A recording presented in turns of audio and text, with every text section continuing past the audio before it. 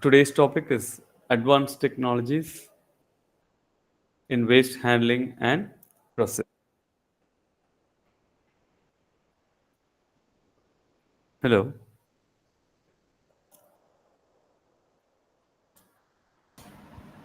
Sir, you may share the screen and start, sir. Yeah, I guess the screen is shared now. The screen visible? No, sir, please Hello. share it as entire screen and share, sir. Okay.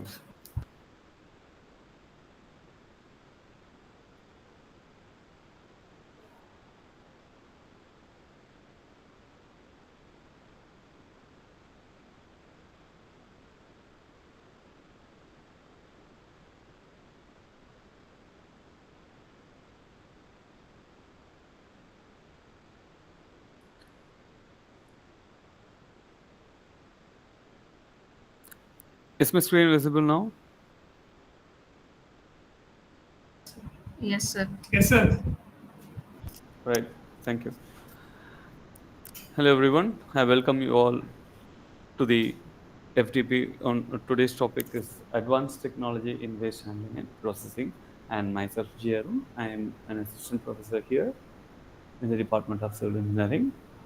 And in today's topic, we'll discuss about the first. We'll get through the basics of how waste management system works, and then we'll get into the details of how the the process is currently, and we'll see how AI can solve our problem. Right? What role it has in solving our problem. Okay, right? To start with, we'll see the classification of waste. So, waste we can classify it based on the first one is source-based classification, right? And based on the place where the waste is generated. So, first type is residential, right? So the residential waste or the waste that comes from the place where we live or the community or right. And next is commercial establishments. And in the commercial establishments, we have varieties of commercial establishments. We have institutions, we have marketplaces, hotels, and we have busy commercial areas where we get waste from. I mean, we get waste in large quantities, right? And next is institutional waste. Institutional waste or institutions like schools, colleges, and large offices, they come under the category of institutional waste. Right, and next is municipal waste. So municipal waste is the waste that is generated from the common areas that belongs to the municipality and the streets as well. So the street generated waste and the waste that is generated from the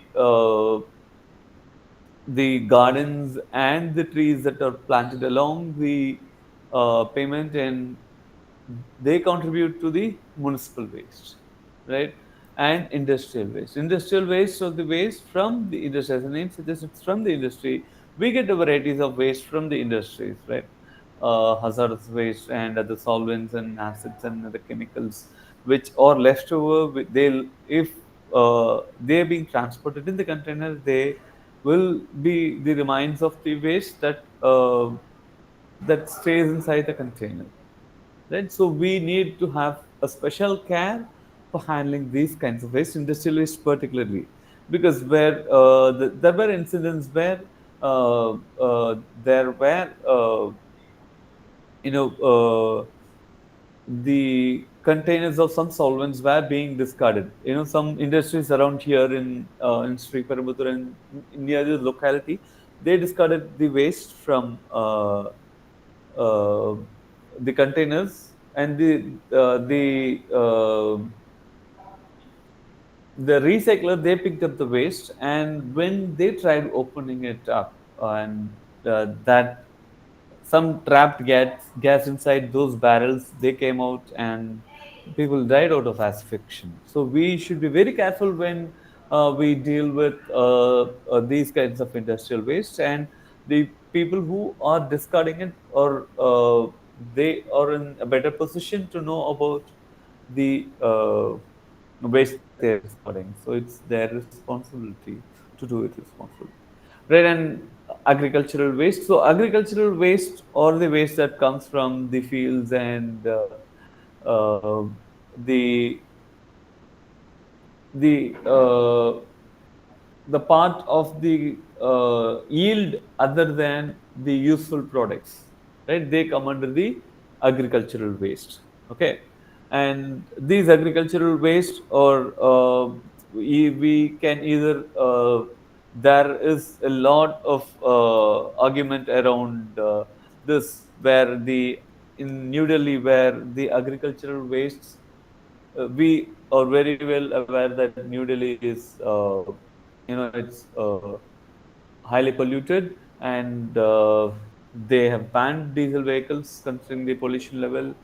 The air quality of indexes of Delhi is pretty low, and in the region surrounded by Delhi, around Delhi, people they don't want the waste to be burnt, because the leftovers are usually burnt in order to make the next cultivation. They usually burn it, and they use it.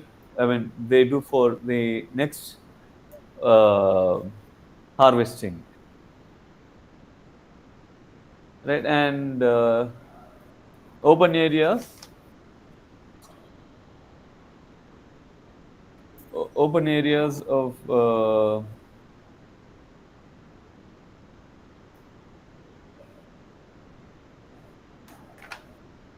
the cleaning in the open areas, or they also come under the category of the responsibility of the urban local body.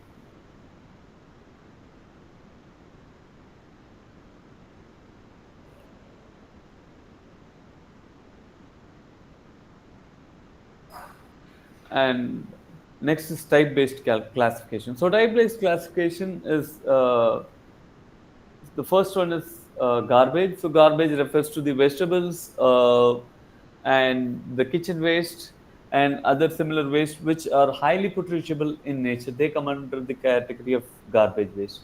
And next is ashes and residues. So ashes and residues are the remains of anything that's burnt, right? Wood, charcoal, and coke, and whatever is burnt, and the leftover is the ashes and residues. These are we get a lot of these quantities in the commercial establishments, right?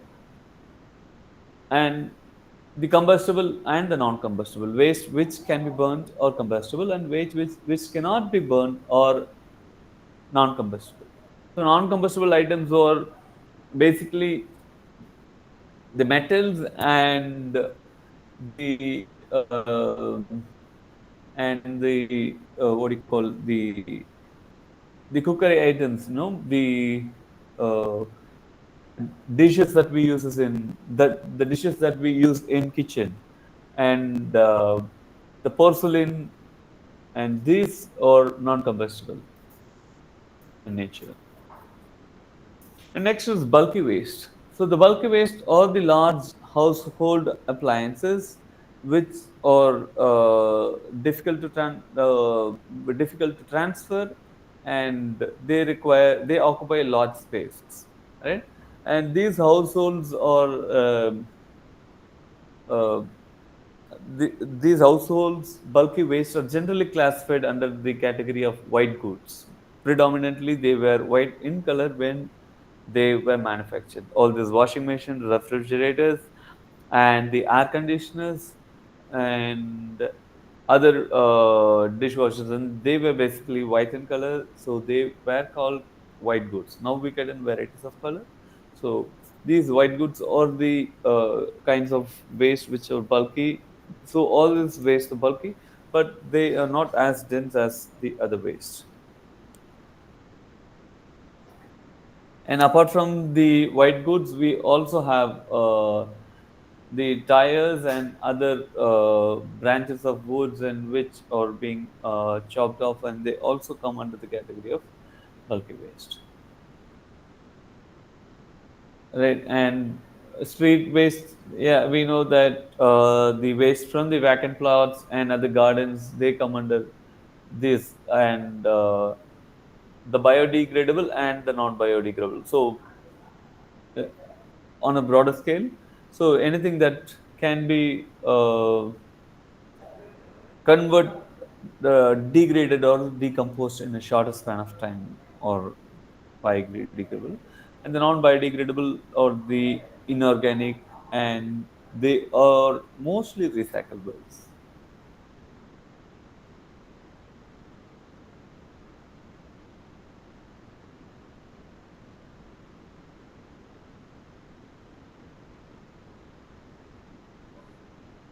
Right, and all those dead animals, abandoned vehicles, construction and demolition waste, farm waste, hazardous waste. See, these are the varieties of types of waste, right? So hazardous waste, or we have varieties in variability in hazardous waste. So based on their ignitability, their corrosivity, their reactivity, and their toxicity. So if they are easily ignitable, we should handle them with certain. We should handle them in a certain way. And if they are highly corrosive, the way we store them, we should do it in that fashion. And their reactivity, if they're readily reactive, or based on that, the container in which they store should be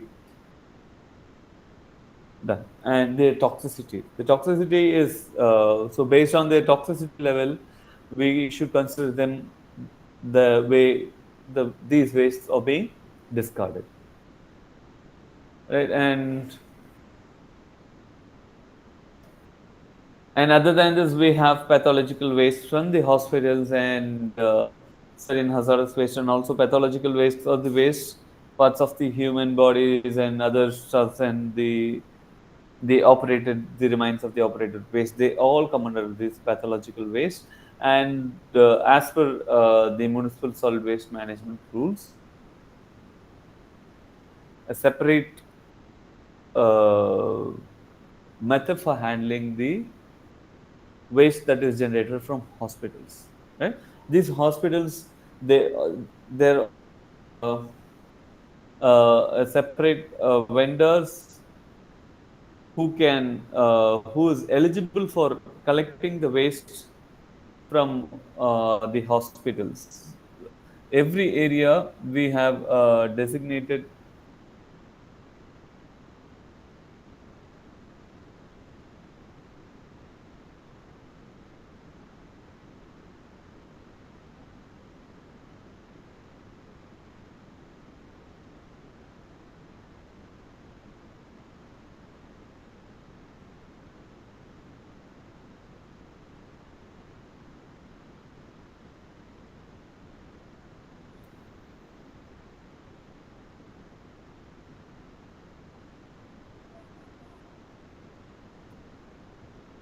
Right, and next is sewage waste. Sewage waste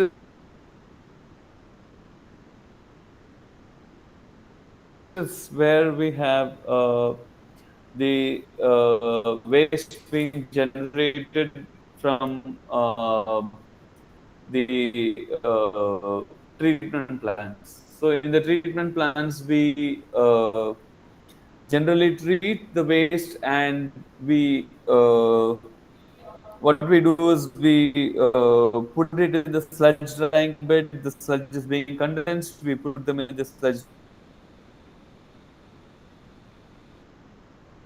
that remains with the person who's generating it, right? So this, over a long time, if it stays, it gets bulky, and that has to be handled by the urban local body.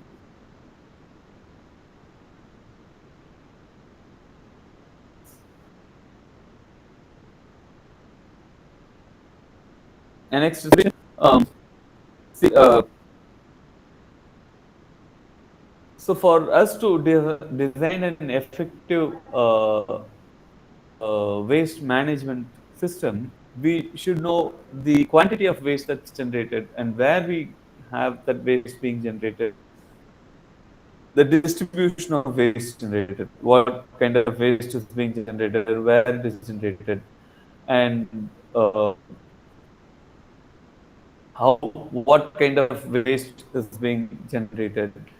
And so to understand the types of waste, or to understand the characteristics of waste, right?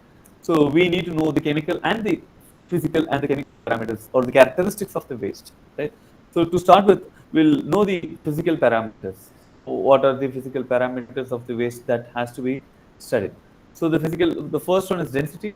So because in waste, the waste is being carried by the truck like this. So when we have a truck, something like this, which is going to carry the waste in the entire city, right?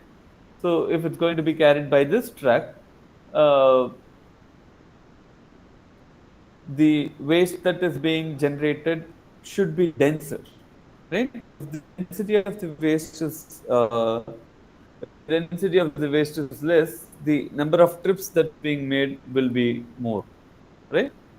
Because less denser it is, the more number of trips you have to make.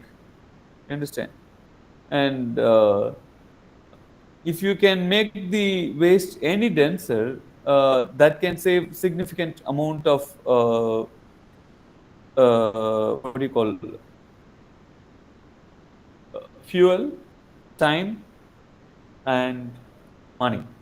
Because if let's say if the truck that you picked up is full, right, and it doesn't have the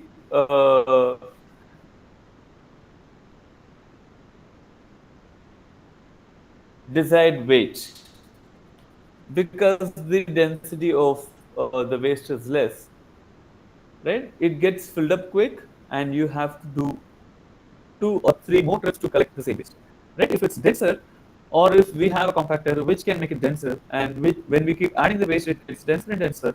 You can continue and go ahead with the same trip. You don't have to go take the waste to the material recovery facility and empty the content, come to the collection point again, right? So for this purpose, we have to know the density of waste that's being generated, right?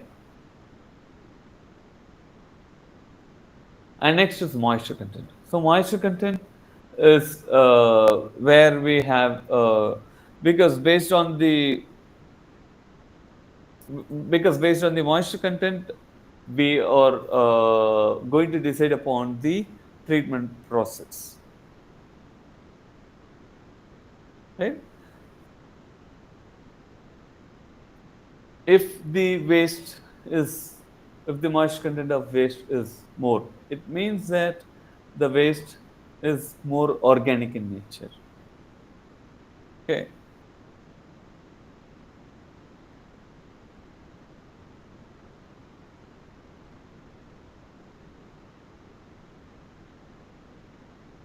The treatment, the processing technique that we are going to follow, it is going to depend on the moisture content of the waste, right? If it's dry, if the more dry waste we get, we can choose about recycling the waste, or doing something in the direction.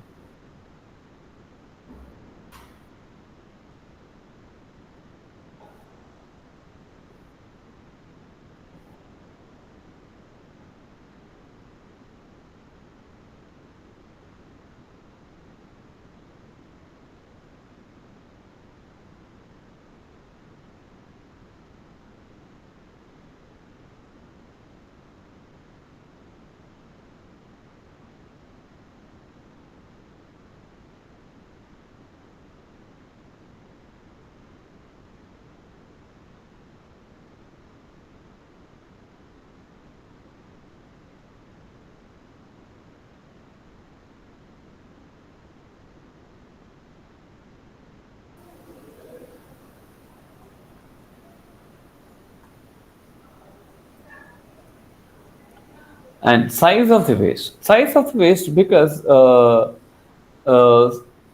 because the particle that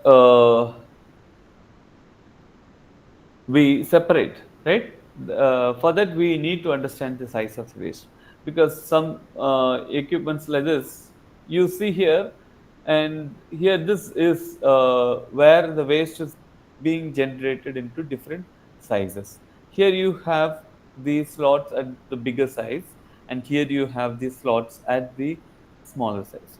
So for the waste to be separated and to be processed, we should know what size of waste is being generated, and so that we design. So all this equipment that we use in the material recovery facility, it is not necessarily what do you call, it is not necessarily uh, generally built.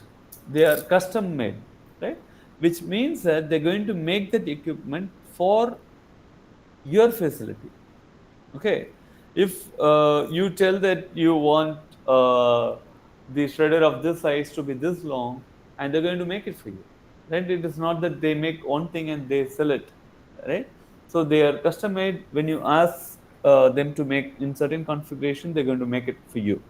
So for making your treatment process more efficient, you need to know the characteristics of the waste, right?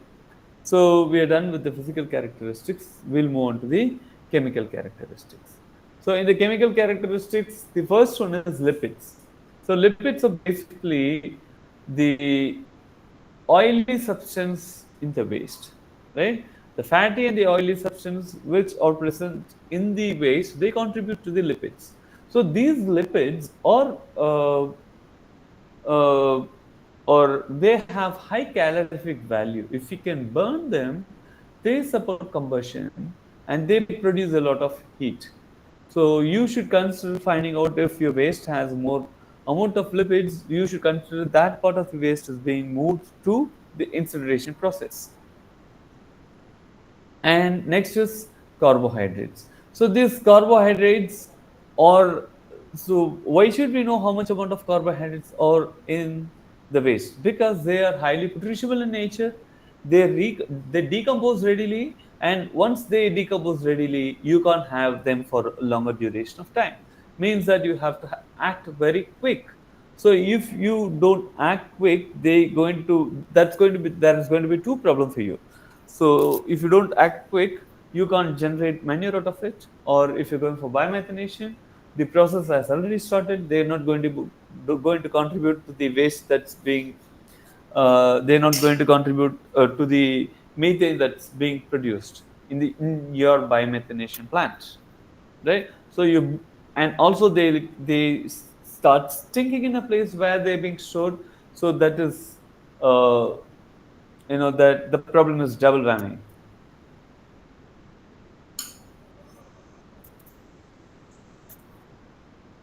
And proteins also decompose, but the rate at which they decompose are not as quick as carbohydrates.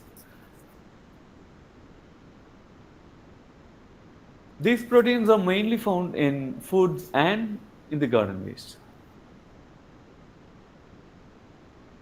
Yeah, and next is natural fibers. So natural fibers, our interest on natural fiber is because if we take them to the process of composting, they take a longer time for for decomposing, because the waste which are rich in fiber, the cellulose take longer time for degeneration of breaking up or cleaning up, right? And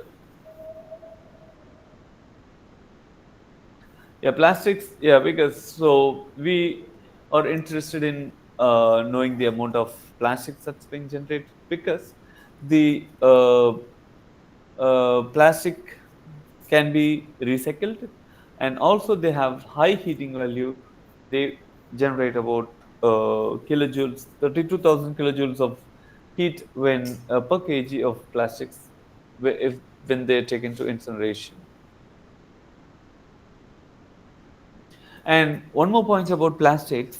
So plastics or they produce toxic gas if they are being burnt at lower temperature. If you burn them at higher temperature, about 900 or something, the carbon monoxide that's produced, it's going to be lesser.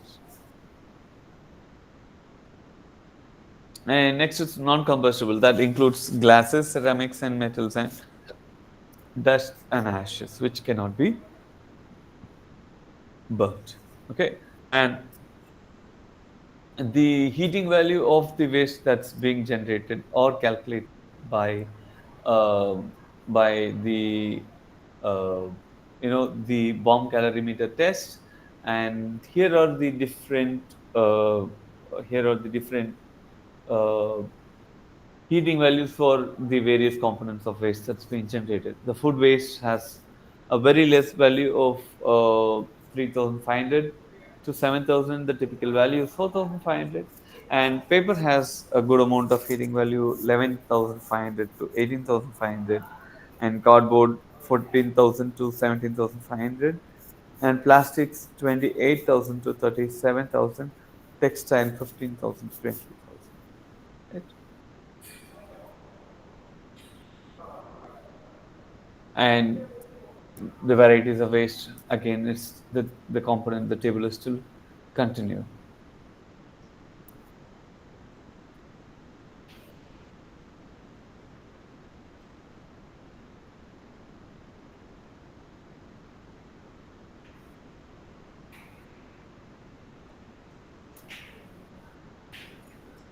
So rubber has, so here also we have the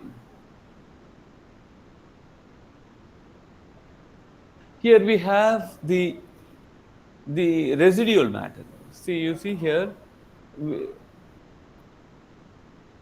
the residual matter. For food waste, it is 2 to 8. So once we burn them, the percentage of waste that's left, right? Food waste we have 2 to 8%, and whereas plastics we have 2 to 20%, and likewise. So the varieties of waste and their inert material. Rubber, when they burn, they leave about 8 to 20% of them still remain even after burning. And leather also same. And look at glasses and tins.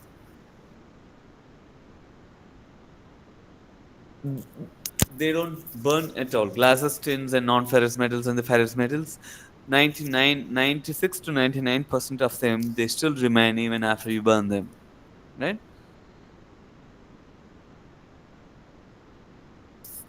So ultimate analysis is, it is done to find out the different elements that are present in the uh, that are present in our waste stream.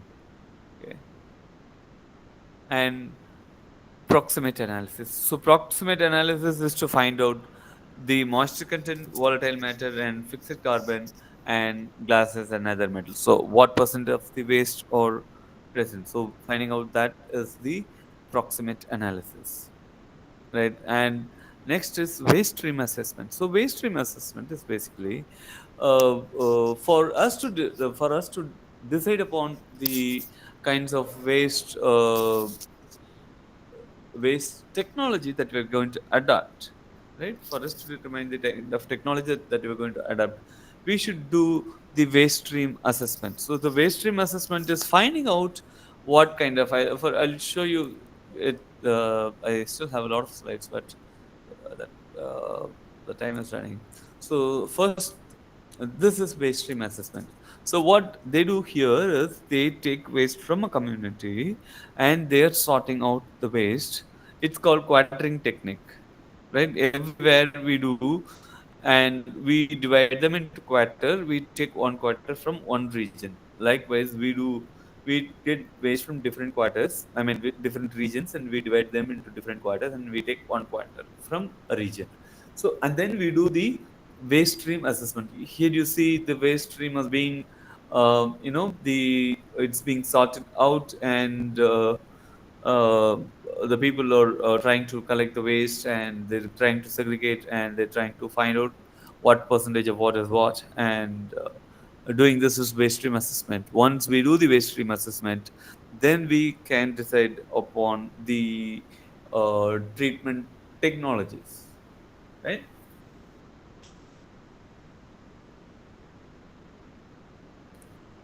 So if you can not do waste stream assessment, what we can do is we can do vehicle weighing.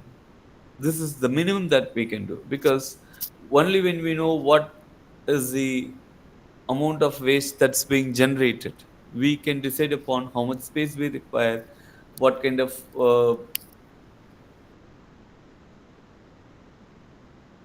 equipments that we are supposed to buy. So for all that, at least the minimum weighing should be done. This weighing should be done over a period of 30 to 60 days for us to conclude.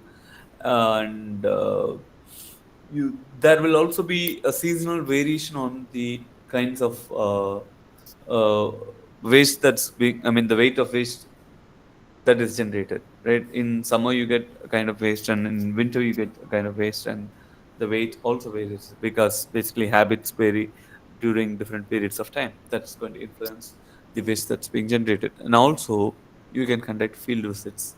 You can officials can go find out and collect samples and see what's if you find something fishy in your waste stream, you have to narrow down the region where it is generated.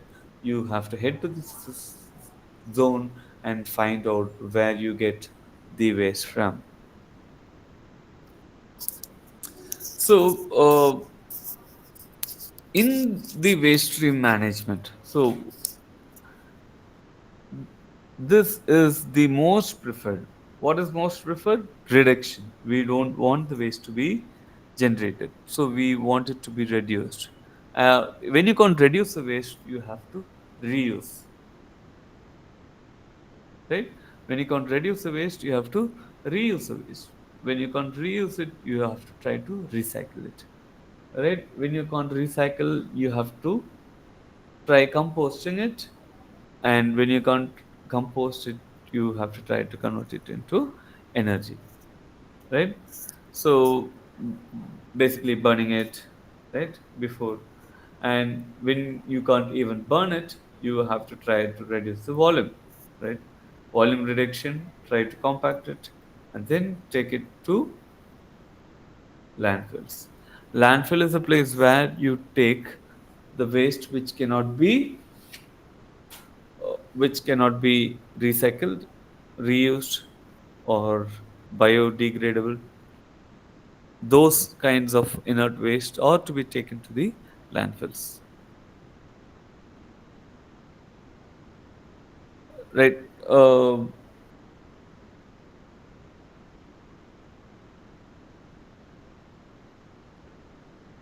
For the waste collection system to be effective, you need an effective waste container collection system. So, an effective waste container collection system, and this 140 and 240 liters or of bins are for the waste that's being generated from, uh, that's being generated from houses, right? And these bigger bins next to this are for a community, and these bins are for a larger community where the waste collection frequency is very less.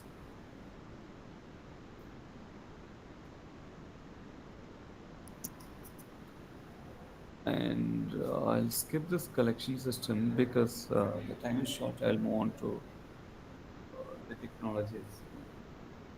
Processing. Yeah, here. Here, we have the balers. So anything, any paper or anything that's being produced, if these papers are going to be recycled, we have to shred it, compact it, and bale it. Right? You see here, this equipment, you throw paper into it, it'll shred the paper into pieces, and it'll make sure it is compact, and it'll eject as bales. Right? You see it coming out as bales, right? And these are all compactors. Compactors are very essential part of the waste management system because they are going to reduce the number of trips the vehicle is going to make, be it from the collection from the houses to the material recovery facility, or from the material recovery facility to the recycler, right? See, let's assume the if you collect paper waste and the paper waste is being taken separately from the material recovery facility. If it's not compacted, the number of trips that's being made from the material recovery facility to the paper recycler, right? We have these days the paper manufacturers, ITC, and other TNPL, a lot of them are recycling the papers, right? They collect paper from these places, they take it, they make it into pulp, they being chlorinated, they being made white again, and they being made into a new paper, right? For all this, right? For the waste to be transferred from the waste paper to be transferred from the material recovery facility to the to the recycler, the waste has to be compacted. If it's not compacted, the number of trips taken by made by the vehicles will be more, and that is going to cost you in your transportation. Yeah, these are all size reduction or shredders. So you see, for other than papers and other plastic waste, for it to be sent to the recycler, you have to put it here. Made this hammer mills, they'll break this waste shredders. They'll break this waste and they'll make them into pieces. They'll make it easy for you to transport. So hydropulpers, this or for papers, right? You can make, if you have confidential papers or stuff like that, you can make them into pulps, and before you sell them. And component separators. Here you have, if when you have a mixed stream where you have plastic, you have paper, you have metal, right? These are all component separators. You send them through a stream and you blow air, right? And based on their density, they fall into three categories: lightweight, medium weight, and heavy. The feed comes here and the air is blown in this direction, and the lighter particle will travel a longer distance, and medium particle will travel a less longer distance, and heavier particles are likely to be it is likely to fall here, right? And here in this conveyor you have uh, this is a knife edge where this divides into a lighter particle and a heavier particle. You see this waste being I mean, the waste is being loaded into conveyor. The conveyor takes a rotary, it rotates, and here it falls and it is being divided. Right, and this is the conventional chute type and the zigzag type. Right, in the conventional chute type, if you send waste in this direction, and the lighter particles they go up and the heavier particles they go down, right? And here also, if it goes in this direction, the cyclone separator, the heavier particles are likely to fall down and the lighter particles are likely to go up, right? And magnetic separators, these are magnetic separators which is going to help you to separate the ferrous metals, right? When you have the magnet attached uh, to the conveyor, they get magnetized. You see here, this is the feed and this is the magnets, right? And it gets magnetized, and here you have a scraping blade. The non-magnets fall here, and the doctoring blade here, it is going to stop the ferrous metal here, and you're going to collect the ferrous metal here, and non-ferrous metal are going to fall here, right? And there are varieties of techniques based on which you can separate the magnets and the non-magnets.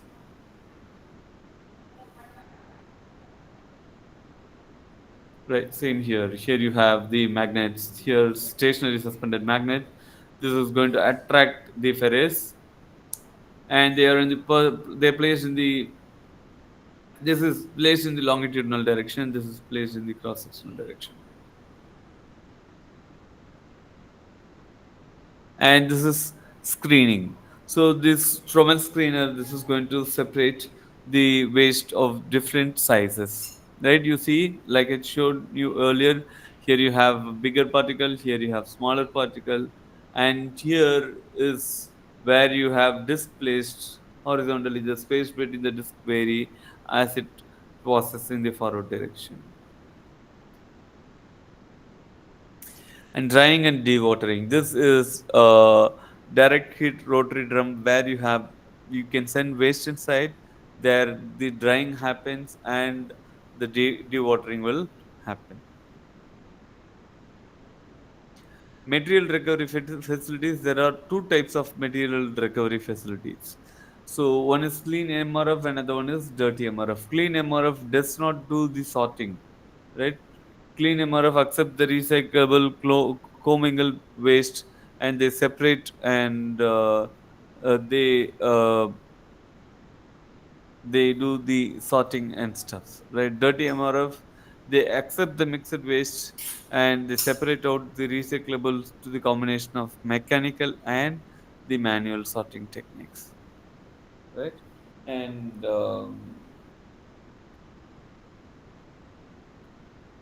so once the waste are being separated, right? So we have separated now the waste by different techniques, right?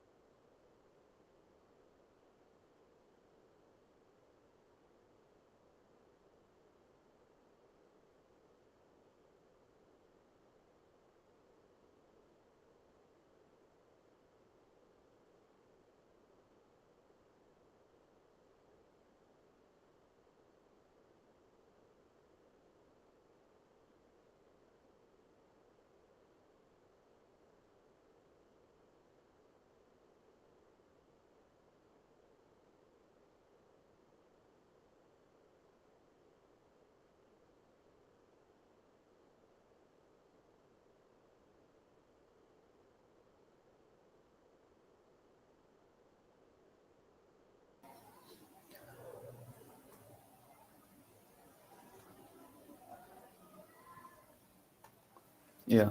But in the material recovery facility, we have sorted the waste. So we have separated the plastics, metals, and the non-metals. Right. So what we are left with is the organic waste. We don't know what to do with the kitchen waste, the leaf, and the other waste which are going to degrade faster, right? So for that we have composting and biomethanation. Composting is a process by which you convert uh, the waste into what do you call into the manure in composting.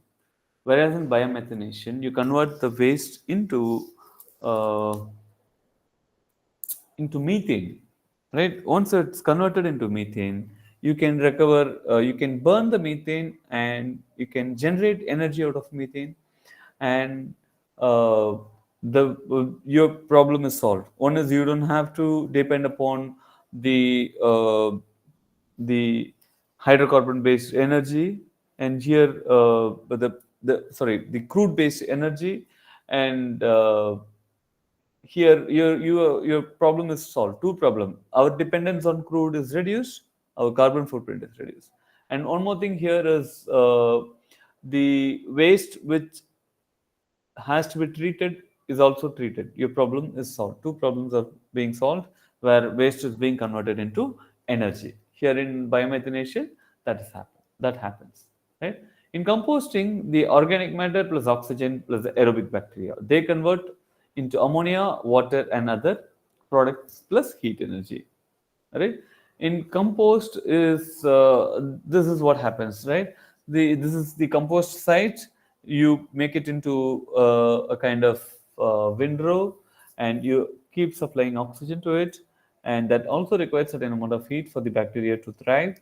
And they also let out water, heat, and carbon dioxide, right? The finished product is an organic matter which has nitrogen, protein, humus, and carbon, right? In biological process, uh, the microorganism, they consume the waste and they convert it into a manure, right? And here here, right? So you have to supply air like this, right? This is a filter pile, right? This filters and this suction air and this sends air into it. And here you have a cover which is not going to let the water or the rain to penetrate through it, right? And here in the methods of composting, indoor composting is where you bury the waste inside, and it doesn't show that the composting is happening here. But in window composting, it is very well seen outside like this, right? You see the janitors working on the window compost, and it is being made into windrows like this, and you add water to it, and you use mechanical equipments for mixing the waste. Because what happens here is, yeah, here this is the cross section of a windrow where zone 1 and zone 2 are active zones where the composting happens in a quicker phase, and zone 3 is the inactive zone where no composting happens. Because if it's left unattended, that becomes septic, and the objective will not be met. So what we have to do is we have to till it. Tilling happens like this, right? Here you see the man pouring the water where he maintains the optimum moisture content. Here he is pouring the water to maintain the optimum moisture content, and here this gentleman is he's separating. I mean, he is taking the waste which is inside. You see here he is tilling it, right? He is filling it so that the waste which is inside is coming outside, and what do you call uh, the zone 3 comes out to zone 1 or zone 2, and the waste which was in the zone 1 gets into the zone 3.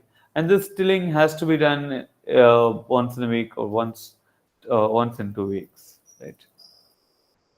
And once the manure is ready, you have to sieve the manure. Manure may be bulky in size. You have to sieve the manure.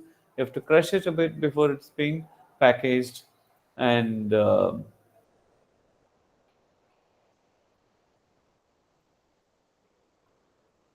so these days, mechanical, what do you call the compostings are done. So in the mechanical composting, what happens here is you get uh, a big size of a rotary kind of machine where you keep adding waste to it. They add nutrient if is required, and they give the culture bacteria to us, and we have to add bacteria inside it, and that it will supply the heat.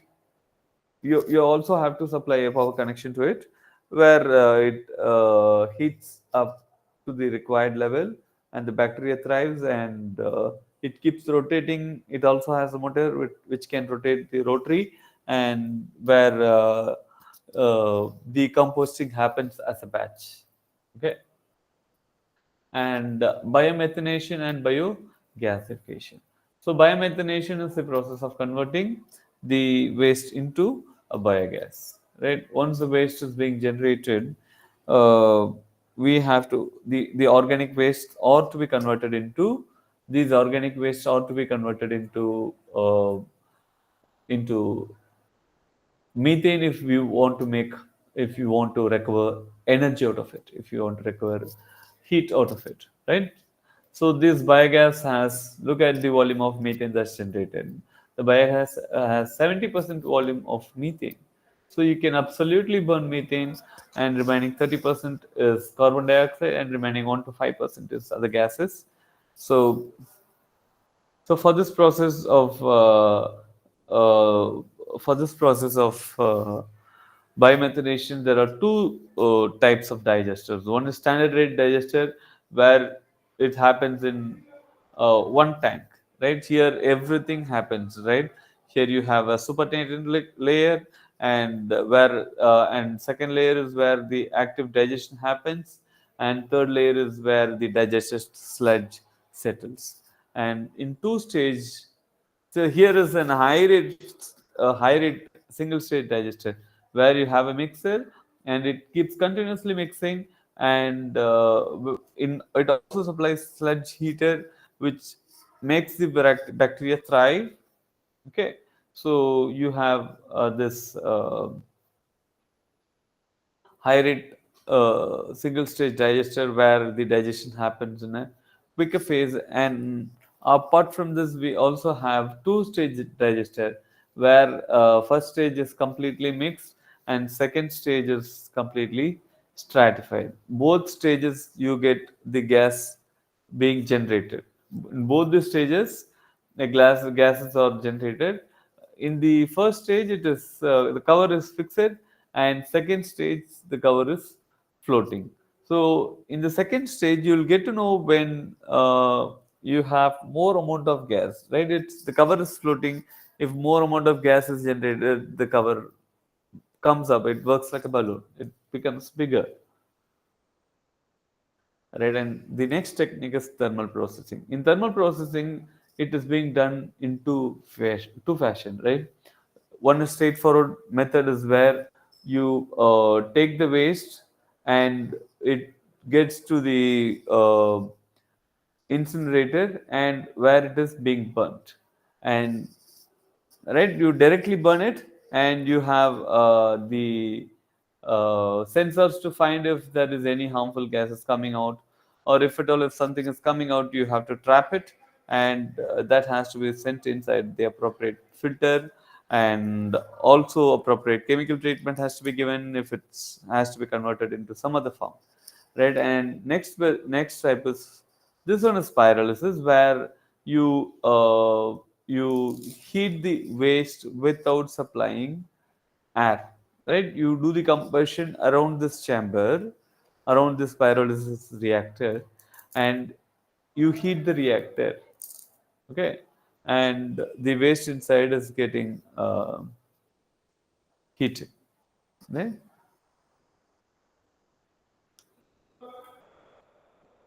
Okay, and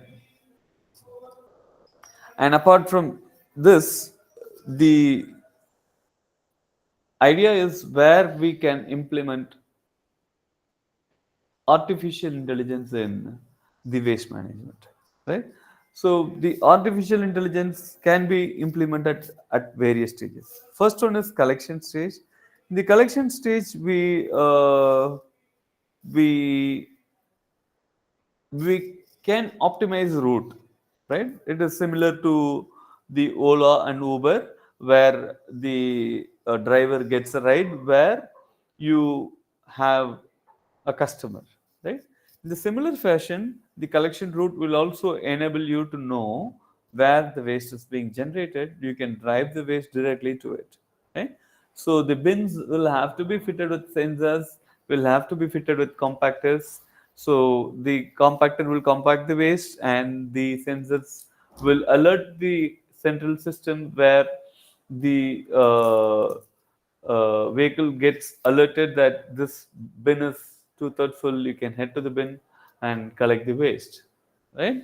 And next to that, it can do a very good job in sorting, right? Once the waste comes to the material recovery facility, it if it passes through the conveyor, the system should be able to identify if it's metal, plastic, or paper. So it should help us in sorting out, which will save us a lot of labor. Okay, and next to this, we can have the artificial intelligence do the predictive analysis. So the predictive analysis is going to help us find out which season what kind of waste is going to be generated, right? Let's take in the month of February, what kind of waste is, what proportion of uh, organic waste will be generated, what proportion of recyclable waste will be generated. So this is predictive analysis, right? This kind of analysis they can do so that we can be prepared in advance, right? Right. With this, I'll call it a day, and it's open for discussion. You can raise queries if you have.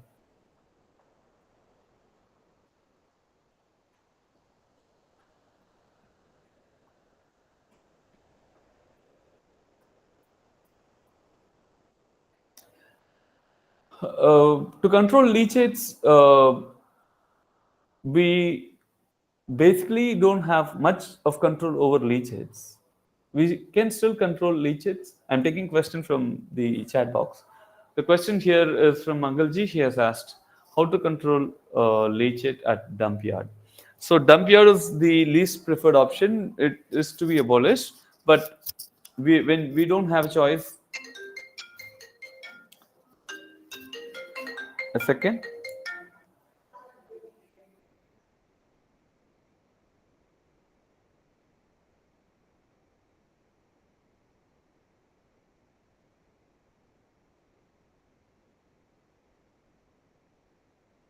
Okay, and we have, if it's,